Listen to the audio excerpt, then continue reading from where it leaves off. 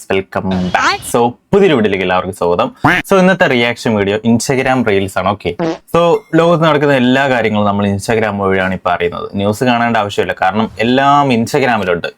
So അങ്ങനത്തെ കുറച്ച് കാര്യങ്ങളാണ് നമ്മൾ ഇന്ന് കാണാനായിട്ട് പോകുന്നത്. കൊള്ളാം, നമുക്ക് കണ്ടു നോക്കാം, എന്നിട്ട് ബാക്കി പറയാം.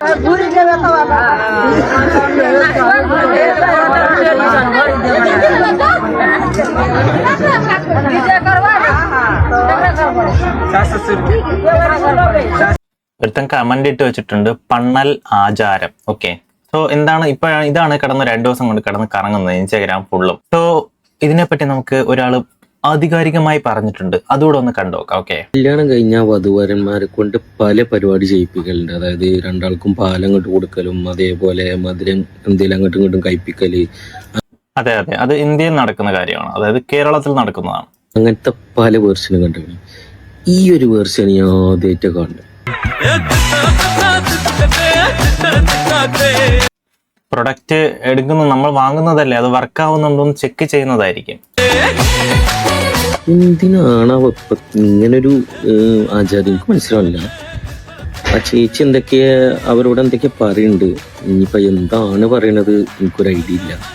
ഞാൻ കൊറേ ബ്രോയ്ക്കും ഒരു ഐഡിയ ഇല്ല. അപ്പം ഇത് ആചാരമല്ല, അപരാധമാണ്. അങ്ങോട്ടുള്ളവരുടെ ആചാരം നമുക്കത് അപരാധമായി മാറും. ചിന്തിച്ചു എന്തിനായിരിക്കും അറിയില്ല. അപ്പൊ എന്തായാലും നമ്മള് ആ വീഡിയോ അവരുടെ നാട്ടിലെ പ്രകൃതി വിരോധമല്ല, പ്രകൃതി നിയമമായിരിക്കും. സോ അടുത്ത വീഡിയോ കണ്ടുനോക്കാം.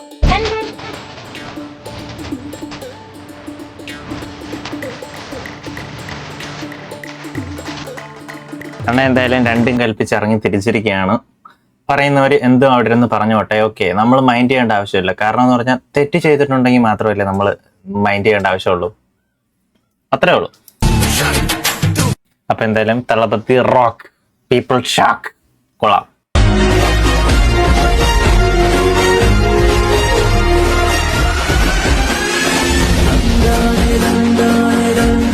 ഇപ്പം ഇതാണ് ട്രെൻഡായി നിൽക്കുന്നത്. എല്ലാവരും എയറിലോട്ട് വിട്ടുകൊണ്ടിരിക്കുന്നു.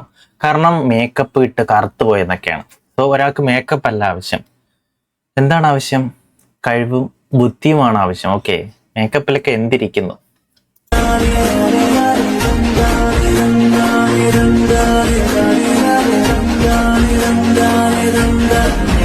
ഇഷ്ടം പോലെ പേര് കമന്റ് അടിക്കുന്നുണ്ട്, ട്രോൾ ചെയ്യുന്നുണ്ട്, ഒരുപാട് പേര്. സൂര്യാഘാതം എനിക്ക് ഏറ്റിട്ടുണ്ട്. അപ്പൊ സൂര്യാഘാതം ഏറ്റു കഴിഞ്ഞാൽ നമ്മുടെ സ്കിന്നിന്റെ കാര്യമൊക്കെ വളരെ കഷ്ടമാകും. അതുകൊണ്ട് ഒന്നുകൂടി എക്കാനായിട്ടുള്ള ആരോഗ്യം ഇല്ലാത്തതുകൊണ്ട് ഞാൻ തോന്നിട്ട് ബാക്കി കാര്യങ്ങൾ പറയാം. സുന്ദരിമാരെല്ലാവരും സൺസ്ക്രീൻ ഇടുക, തൊപ്പി ഇടുക, തലയിലിടുക. സുന്ദരിമാര് സൺസ്ക്രീൻ ഇട്ടില്ലെങ്കിൽ എന്ത് ചെയ്യും? സുന്ദരം പോവോ?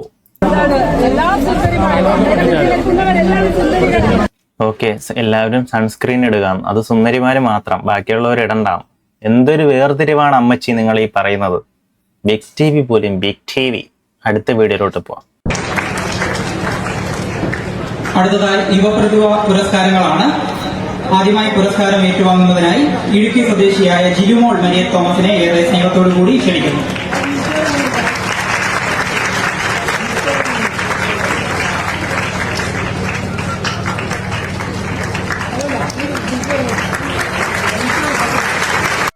കൊള്ളാം, എന്തായാലും കണ്ടതിൽ വെച്ച് നല്ലൊരു വീഡിയോ തന്നെ. അവർക്കൊരു കൈത്താങ്ങായി കൂടെ നമ്മുടെ കല്യാണി. ഓക്കെ, ജെനിമോളിന് എന്തോ ഒരു അവാർഡ് കിട്ടുകയാണ്, എന്താ യുവ പ്രതിഭാ പുരസ്കാരം കിട്ടുകയാണ്. ഓക്കെ, സോ അതിൻ്റെ ഒരു കൈത്താങ്ങായിട്ട് കല്യാണിയും തൊട്ടടുത്തുണ്ട്. സോ നല്ലൊരു വീഡിയോ ആയിരുന്നു ഗൈസ്. എന്തായാലും ഇന്നലത്തെ നല്ലൊരു വീഡിയോ ആയിരുന്നു.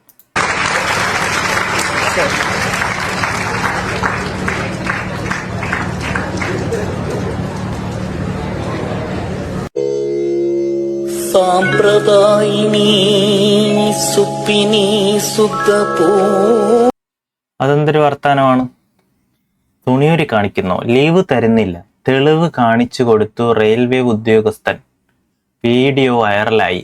സോ എന്തായാലും ലീവ് ചോദിച്ചിട്ട് ലീവ് കൊടുത്തില്ല. എന്താണ് പ്രശ്നമെന്ന് ചോദിച്ചപ്പോൾ അത് കാണണമെന്നെന്തോ പറഞ്ഞിരിക്കുന്നു. അപ്പം തുണിയൂരി കാണിച്ചു.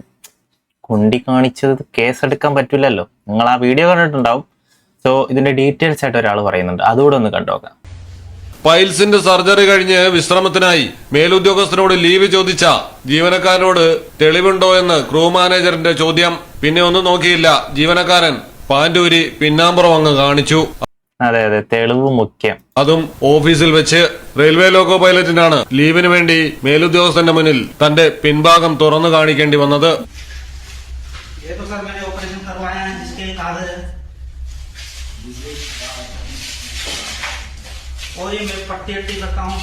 ഓരോരോ മനുഷ്യന്റെ അവസ്ഥകളെ.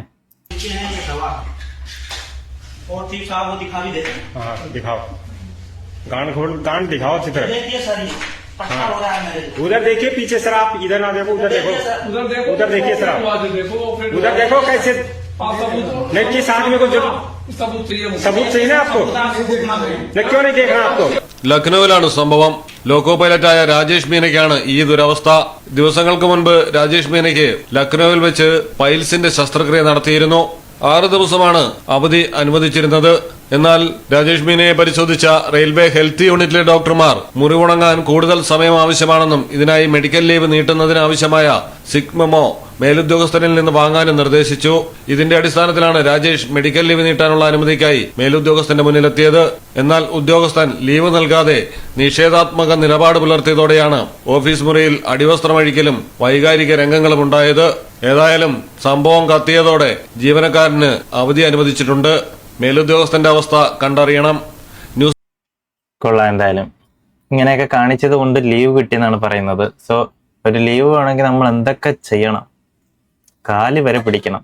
സോ വീഡിയോ എന്തായാലും വൈറലായതോടെ പാവത്തിന് ലീവ് കിട്ടിയിട്ടുണ്ട്. എല്ലാ കുണ്ടി അസുഖം എല്ലാം മാറിയിട്ട് തിരിച്ചു വരട്ടെ. അടുത്ത വീഡിയോയിട്ട് പോവാം.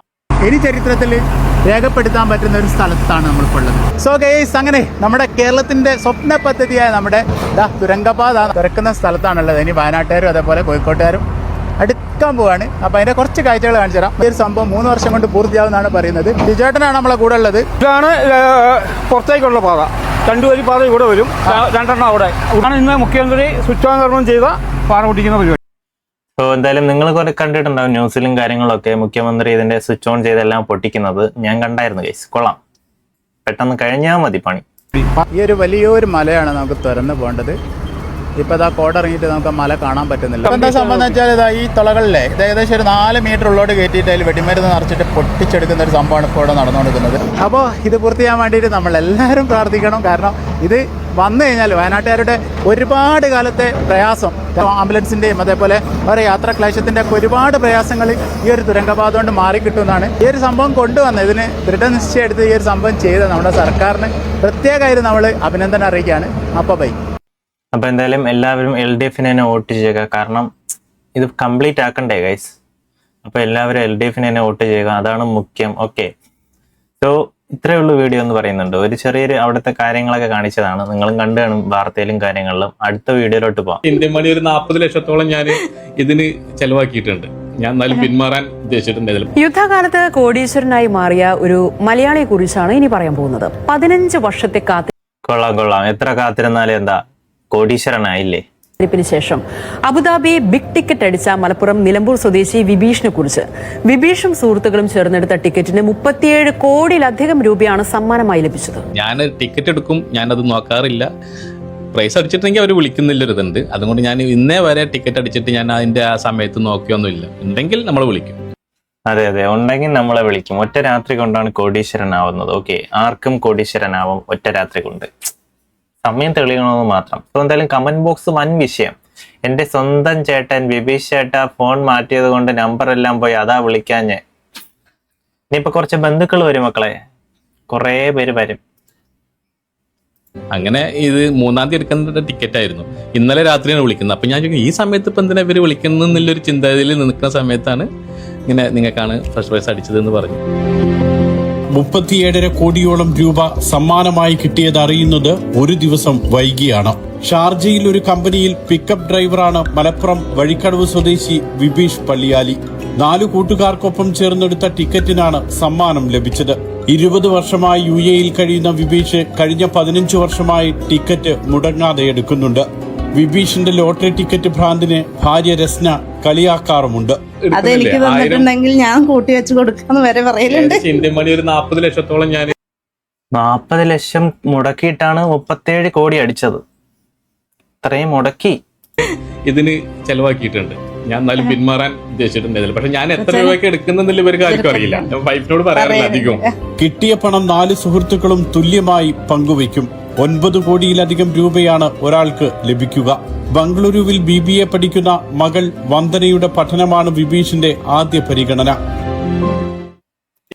കൊള്ളാം. എന്തായാലും ഒരാൾക്ക് 9 കോടി വീതം കിട്ടും. 1 കോടി മതി, 1 കോടി എനിക്ക് അയക്കും. ഓക്കെ, സോ കൊള്ളാം. നല്ലൊരു വീഡിയോ ആയിരുന്നു. നല്ലൊരു മനുഷ്യൻ. അവർക്ക് എന്നെ കിട്ടിയിട്ടുണ്ട്. ആരെങ്കിലുമൊക്കെ സഹായിച്ചോളൂ, അത്രേ ഉള്ളൂ. അടുത്ത വീഡിയോ ഇട്ട് പോകാം.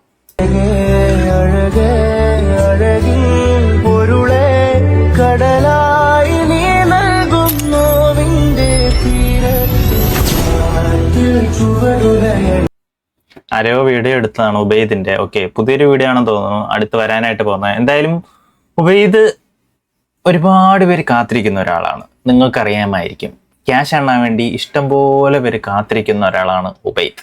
എല്ലാവരുടെയും ഹൃദയത്തിലുണ്ട്.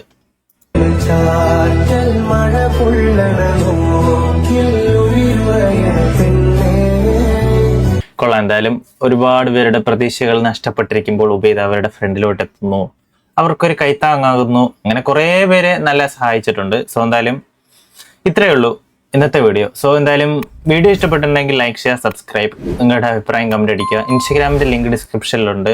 സോ ഇതേപോലത്തെ എന്തെങ്കിലുമൊക്കെ കാര്യങ്ങളുണ്ടെങ്കിൽ ഇൻസ്റ്റഗ്രാമിലോട്ട് ഒന്ന് അയച്ചു തരിക. നമ്മൾ റിയാക്ഷൻ വീഡിയോ ചെയ്യും. സോ നിങ്ങളുടെ സപ്പോർട്ടാണ് എന്നും വേണ്ടത്. നെക്സ്റ്റ് ഇതിലും നല്ല വീഡിയോ ആയി കാണുന്നവരേക്കും ബൈ ബൈ ഗൈസ്.